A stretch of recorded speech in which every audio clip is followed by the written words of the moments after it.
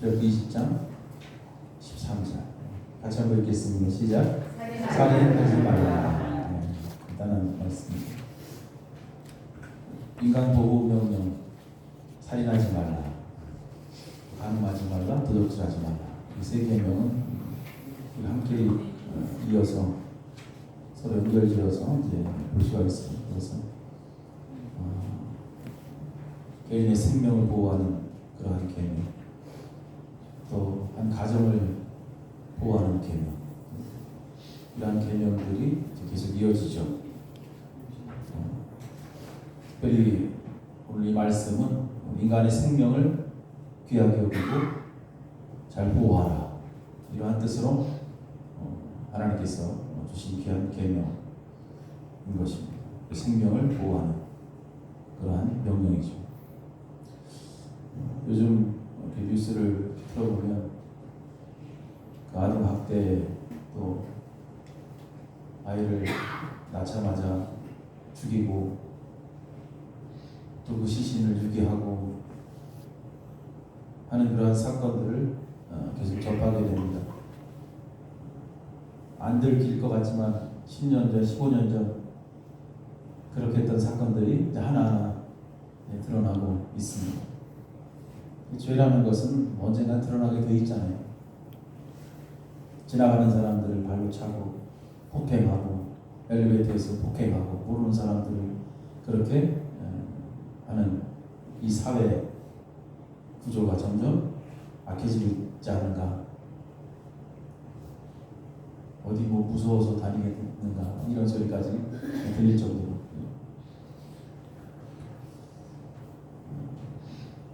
인간은 누구나 생명을 보호받을 권리가 있습니다. 누구나 보호받을 권리가 있다. 갓 태어난 아이라 할지라도 뱃속에 있는 아이도 다 보호받을 권리가 있습니다. 그런데 지금 이 사회는, 우리 인간들은 그 보호받아야 될 생명들의 권리를 무너뜨리고 있다라는 거죠. 우리가 살인하지 말라, 이 명령 좀 더 깊은 관심을 갖고 사실 접근을 해야 됩니다. 나는 사람을 지금까지 살면서 죽이지 않았으니까 나와는 별 상관없는 계명이겠지, 이렇게 생각해서는 안 돼요. 어떤 부자 청년이 예수님 앞에 와서 영생에 관한 질문을 했죠. 예수님께서 그에게 말씀하십니다. 너 계명을 잘 지키고 살았느냐? 그랬더니 그 청년이 예, 저는 어려서부터 계명을 잘 지켰습니다, 그렇게 얘기합니다. 이 청년의 답 속에는 이 소극적인 그러한 해석이 들어있는 거예요. 나는 남의 거 훔치지 않았으니까, 나는 다른 사람을 죽이지 않았으니까, 다 지켰다고 자신 있게 예수님 앞에 이야기하죠. 그런데 예수님께서 말씀하신 의도는 그게 아니었죠. 살인이라는 그 말 속에는 그것을 문자적으로 해석하기보다는 보다 적극적으로 해석하기 원했던 겁니다. 근본적인 문제를 해결하기 원했던 예수님의 그러한 질문이었죠. 우리 인류 최초의 살인 사건 성경에서 나오죠. 무슨 사건이에요? 네. 가인이 자기 동생을 죽인 그러한 사건이 나옵니다. 그래서 형제끼리, 그것도 형제끼리 살인 사건이 일어나죠. 네. 아주 끔찍한 일입니다. 근데 왜 이러한 살인이 일어났을까? 가인이 왜 자기 동생을 죽였을까? 괜히 죽인 게 아니죠. 미움이 생겼잖아요. 속에 미움이 들어갔어요. 시기한 마음이 들어갑니다. 똑같이 하나님께 제사를 드렸어요. 그런데 하나님께서는 동생 아벨 제사를 기뻐하셨습니다. 이에 가인은 그 마음속에 시기가 들어가죠. 그것이 점점 자랍니다. 그리고 결국에는 동생을 죽이죠. 왜 이러한 행동들이 일어났을까? 우리가 요한일서의 말씀을 좀 묵상하다 보면 거기에서 매답을 찾을 수가 있습니다. 요한일서 3장 8절 이하에 보면 이런 내용이 있습니다.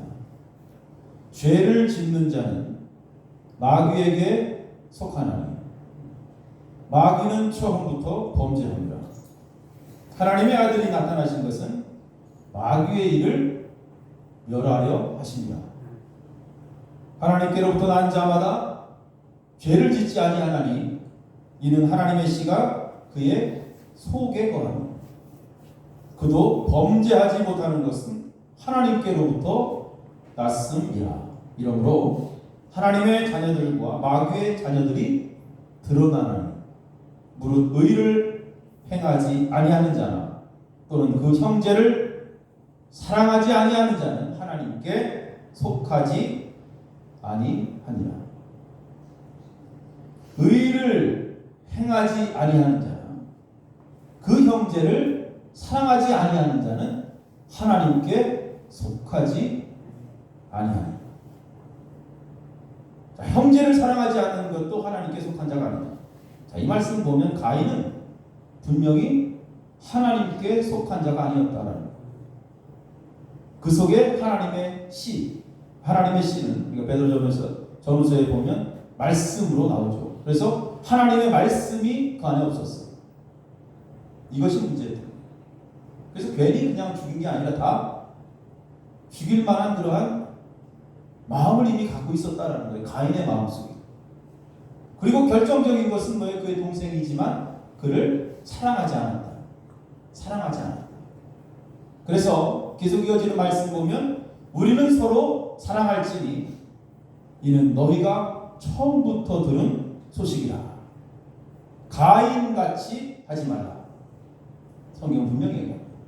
가인같이 하지 말라.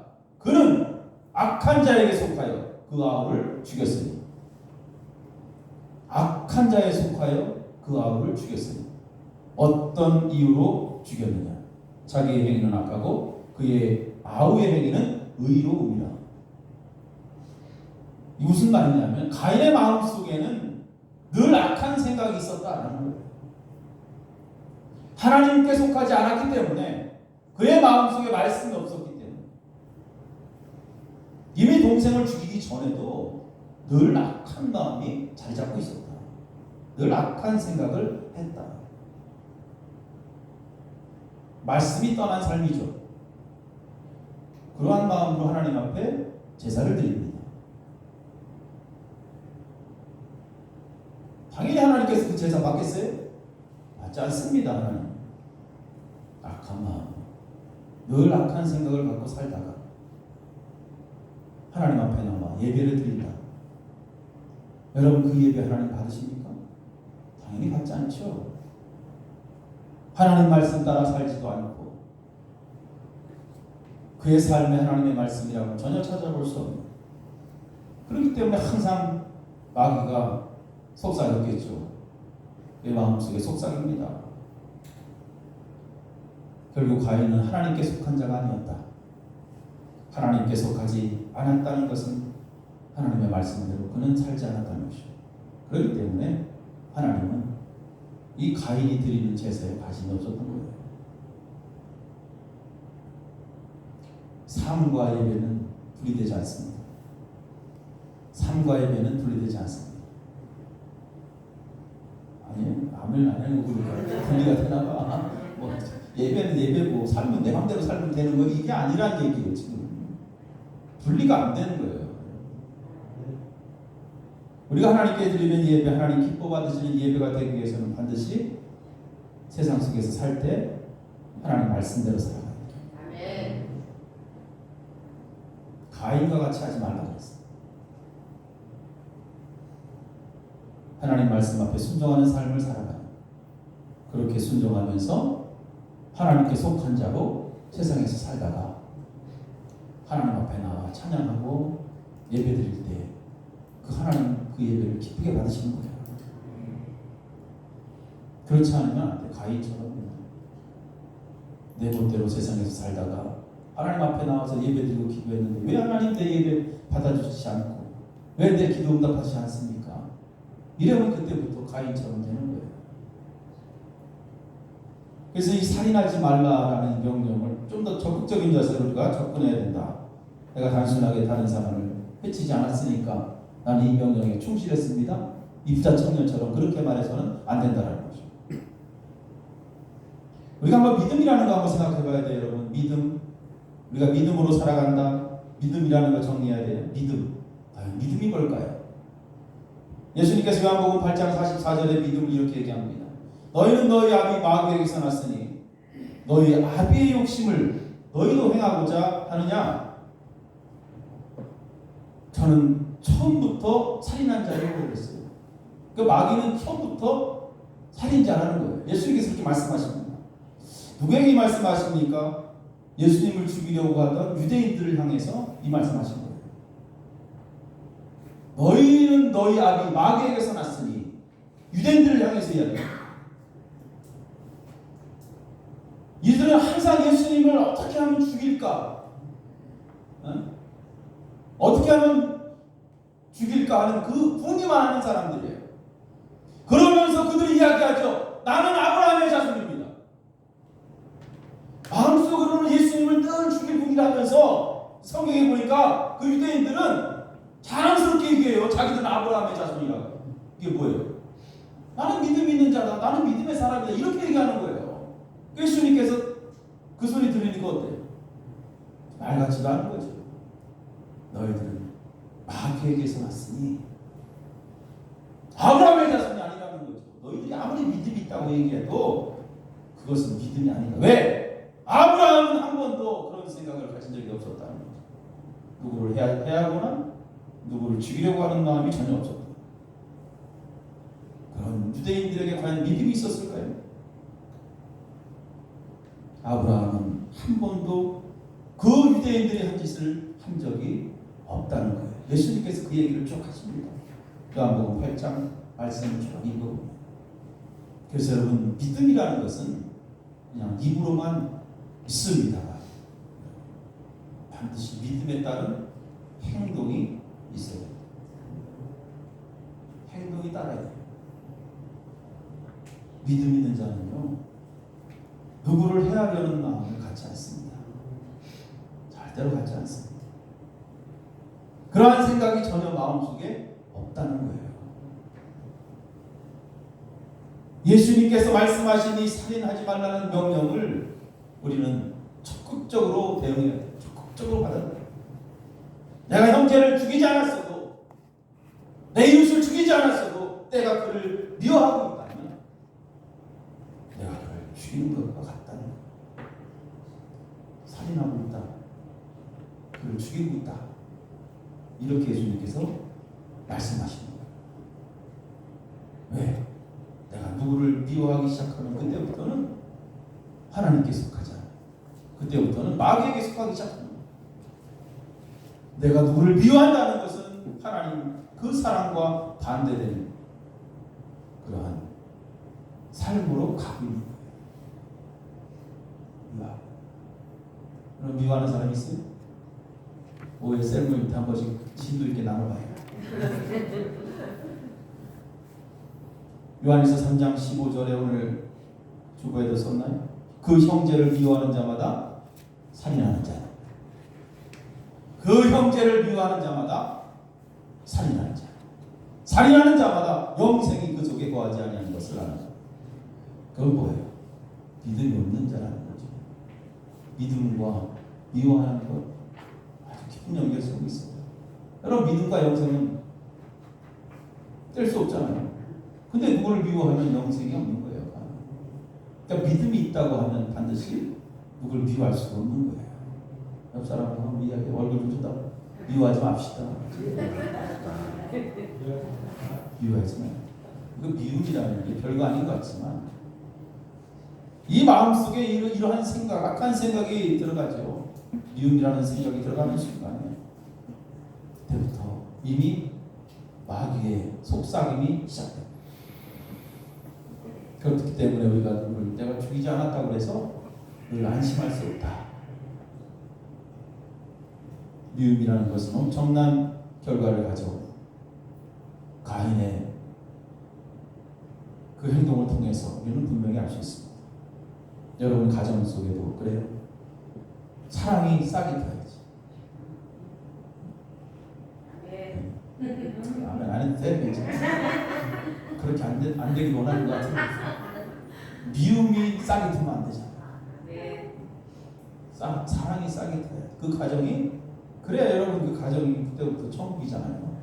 미움이 싹이 트기 시작하면 거긴 지옥입니다.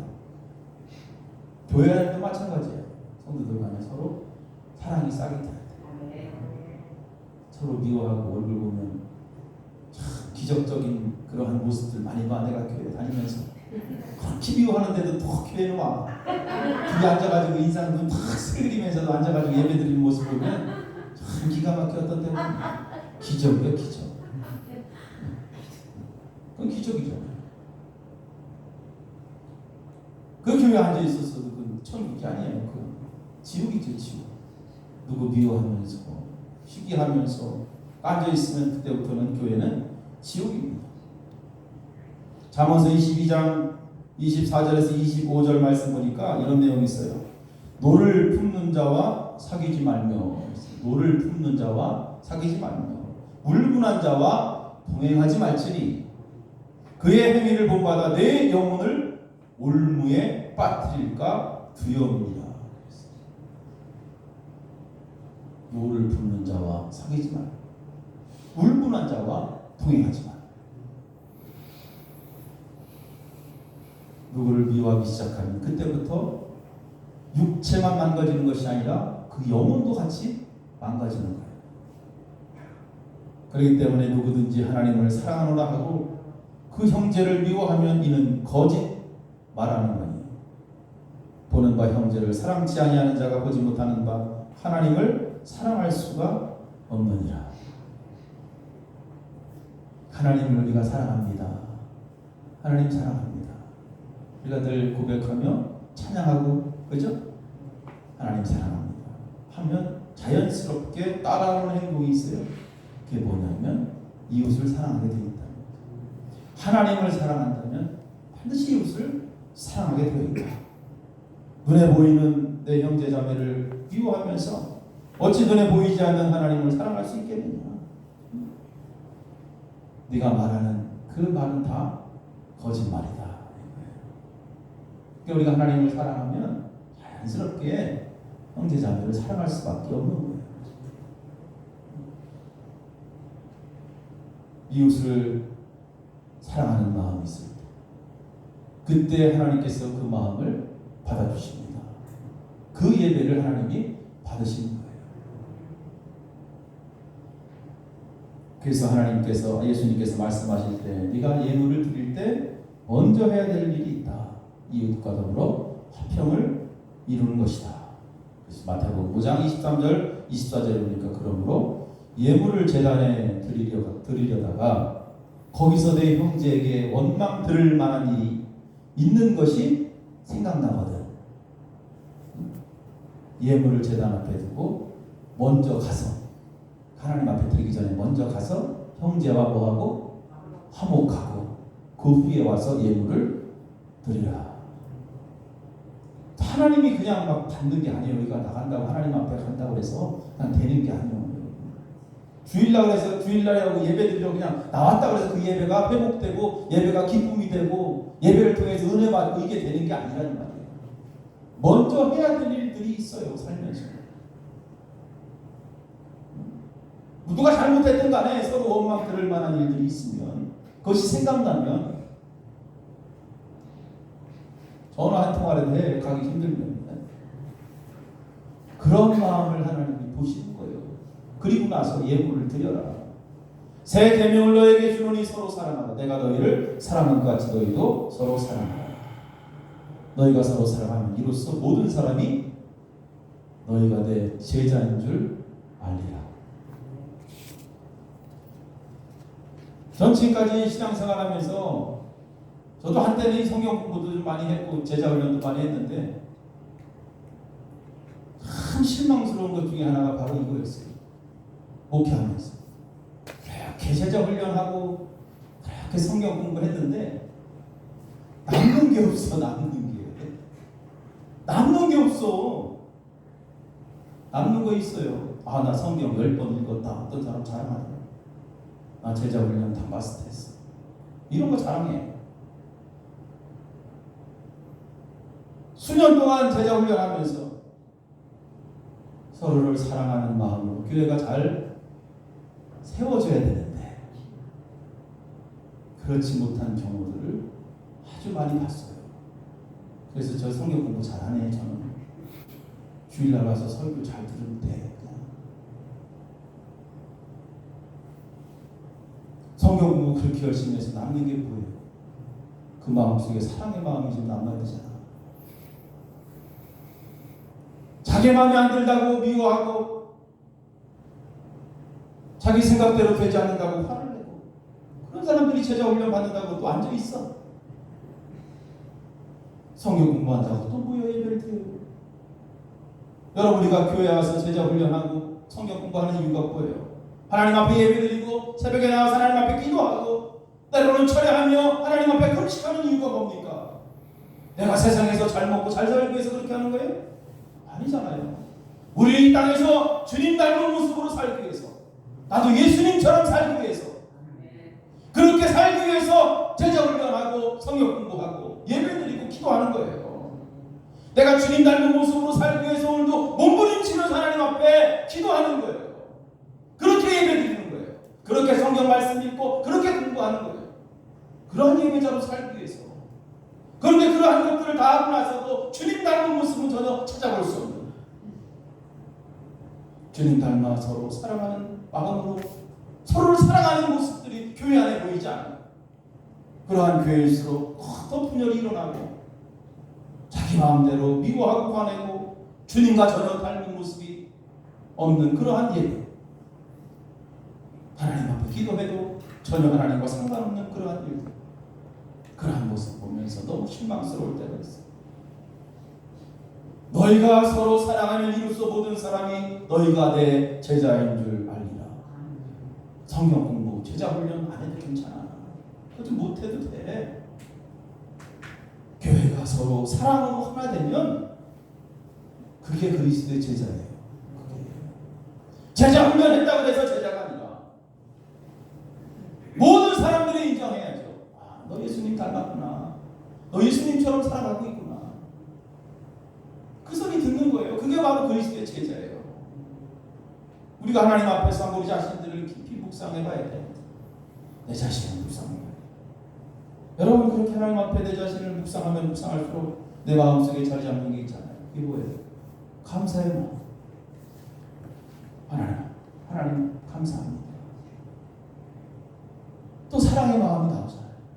나 같은 사람 하나님께서 이렇게 살려주시고 은혜 베풀어 주시고 아무 조건 없이 사랑하시는 그 아가페, 내가 주님 마음에 안 들게 해도 주님 한 번도 나를 실망시키지 않아. 그렇잖아요. 한번 묵상해 보세요. 조용히 앉아서 집에서. 내가 하나님 마음에 들지 않아도 하나님께서 한 번도 나를 거절하지 않았어요. 지금까지. 그러한 조건 없는 사랑을 내가 받고 오늘도 살아가고 있는데 내가 무엇이건데 다른 사람을 미워하고 비방하고 그렇게 살아갈 수 있느냐. 레위기 29장 16절 이하의 말씀 보면 너는 내 백성 중에 돌아다니며 사람을 비방하지 말며, 너는 내 백성 중에 돌아다니며 사람을 비방하지 말며 내 이웃의 피를 흘려 이익을 도모하지 말라. 나는 여호와니라. 너는 내 형제를 마음으로 미워하지 말며 내 이웃을 반드시 견책하라. 그러면 내가 그에 대하여 죄를 담당하지 아니하리라. 원수를 갚지 말며 동포를 원망하지 말며 내 이웃 사랑하기를 내 자신과 같이 사랑하라. 나는 여호와니라. 하나님께서 그들에게 말씀하십니다. 이스라엘 백성들, 이게 예배예요. 이게 다른 게 예배가 아니에요. 남을 비방하는 것, 이것은 사람을 죽이는 살인과 같은 것이다. 마귀는 언제나 우리가 다른 사람을 비방하고 미워하는데 힘을 더합니다. 그래서 다른 사람을 비방하고 미워하는 마음을 이겨야 되는데 그것을 이길 수 있는 힘은 바로 다른 게 아니라 하나님의 사랑이죠. 하나님의 사랑. 그래서 우리는 언제나 내 마음속에 그리스도의 사랑이 가득해. 그 사랑이 넘쳐야 돼. 그 그리스도의 사랑이 내 마음속에 넘칠 때 그때부터 마귀가 힘을 씁니다. 그래서 가정에도 이러한 그리스도의 사랑이 넘치기를 늘 기도해야 돼요. 교회 안에도 그리스도의 사랑이 넘치기를 기도해야 돼요. 여러분, 오늘 살인하지 말라 이 명령은 우리가 듣습니다. 그런데 결론은 다른 게 아니죠. 서로 사랑하라. 서로 사랑하라. 이런 말씀으로 마무리가 됩니다. 왜? 우리가 서로 사랑하게 되면 결국 뭐예요? 이 계명에 크게 신경 쓰지 않아도 돼요. 왜? 누구를 비교하지 않고 당연히 살인하지 않겠죠. 그렇기 때문에 사랑하는 것이 더 중요해요. 교회 여러분 좀 사랑 없으면 못해. 헌금 좀 덜 나면 못해. 괜찮아요. 사랑이 넘치면 돼. 그거 뭐 중요하지 않아요. 사람 많고 헌금 많이 나와. 그 교회 사랑이 없어 봐. 그게 뭐예요? 그거 의미 없어요, 여러분. 그 교회는 지옥이에요. 그냥 왔다 갔다 하는 거죠. 사람 없어도 괜찮아. 헌금이 좀 덜 나와도 괜찮고. 근데 사랑이 넘치면 그 교회는 천국이야. 할렐루야. 가정도 마찬가지예요. 그죠? 오늘 말씀 결론으로 내립니다. 호세아 4장 1절 2절 말씀 읽겠습니다. 잘 들어보십시오. 이스라엘 자손들아, 여호와의 말씀을 들으라. 여호와께서 이 땅 주민과 논쟁하시나니 이 땅에는 진실도 없고 인애도 없고 하나님을 아는 지식도 없고 오직 저주와 속임과 살인과 도둑질과 관음뿐이요 포악하여 피가 피를 뒤이으리라. 악한 세상을 이렇게 말씀하십니다. 지금 살아가는 우리 이 시대와 이 호세아 시대가 크게 다르지 않아요. 보니까 서두에도 말씀드렸듯이 세상은 점점 악해집니다. 이때 우리 믿는 자들이 다시 한번 이 말씀에 좀 귀를 기울였으면 합니다. 주님의 명령에 보다 적극적으로 대응하고 기도하는, 그래서 이 민족 가운데에서도 하나님의 사랑, 그리스도의 사랑이 넘치는 그런 민족 되기를 기도해야 됩니다. 나 혼자 누구 해치지 않았다고, 나 혼자 누구 죽이지 않았다고 이 명령에 나는 충실히 지키고 있습니다. 이렇게 자만하지 마. 언제나 내 마음속에 거룩한 하나님의 말씀에 씨앗이 자라서 우리 모두가 서로를 사랑하는 마음, 가정 안에서도 사랑이 넘치는, 우리 사회도 사랑이 넘치는 그러한 모습으로 변화되기를 우리 하나님 앞에 기도해야 할 줄 믿습니다. 서로 사랑하면서 그리스도를 닮은 제자의 모습으로 언제나 하나님을 기쁘시게 하는 귀한 종들이 되시기를 주님의 이름으로 부탁을 드립니다. 기도하시겠습니다. 존귀하신 하나님 감사합니다. 오늘 주신 귀한 말씀을 저희들이 붙잡습니다. 우리가 매일 듣는 말씀입니다. 서로 사랑하라, 서로 사랑하라. 그런데 그렇게 하지 못하고 있는 현실이 너무나 안타깝습니다. 다시 말씀 듣게 하시고 깨닫게 하셔서 아버지 말씀 붙잡고 하나님 명령대로 순종하여 하나님을 늘 기쁘시게 하는, 그래서 우리 가정과 우리 교회와 우리 모든 사회가 서로 사랑으로 하나 되어 늘 기쁨이 넘치는 행복한 모습이 될 수 있도록 인도하여 주옵소서. 감사드리며 예수님의 이름으로 기도합니다.